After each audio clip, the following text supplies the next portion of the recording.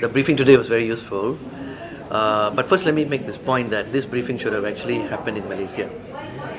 It is a disgrace. It is shameful that members of Parliament of Malaysia have to travel to Singapore to be able to listen to Suaram's French lawyer coming down. And this itself is a reflection of the fundamental problem in our country, that the Speaker denied permission to members of Parliament to listen to her, to Miss Apolline Canat from France, in Parliament itself. And I think for me, I draw the conclusion that UMNO Barisan Nasional did this because they have something to hide. That's quite clear. Otherwise, why not allow them come in and talk in full? But what today's briefing has clearly exposed some of the lies in the Malaysian media, the lies created by UMNO Barisan Nasional. For example, the propaganda that they try to create in the Malaysian media, which is of course government controlled, that there is no investigation happening in France.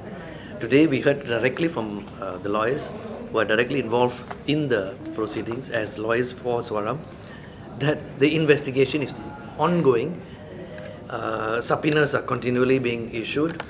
She reiterated again, the main two witnesses still remain the names of Razak Baginda and the Prime Minister himself, Najib Razak, because of their involvement in the whole transaction. So today I think the UMNO Barisan Nasional spin that there is nothing happening in France, there's no investigation, all this is is a sham, was completely rebutted here today. There's no question about that. Ms. Apolline was very clear about the process, how it was started by the public prosecutor in France, how Suaram has been admitted as a civil party to the proceedings, and how the prosecutor actually now initiated it to be taken up by the investigating judges, and now it is completely in the hands of the investigating judges in France. And from questions from the MPs, when it was clarified, for example, let's say in a very worst case scenario, if Suaram is deregistered by the Malaysian government, does that stop the investigation? The answer was given very clearly, no, because this is now an investigation done by the French judiciary. They are quite clear that they have a very important task to do, which is to investigate the sale between DCNS to Malaysia of the two submarines, and to investigate this payment. She mentioned three amounts: 115 million euro, 2.5 million euro, and 30 million euro payments to various companies owned by Razak Baginda.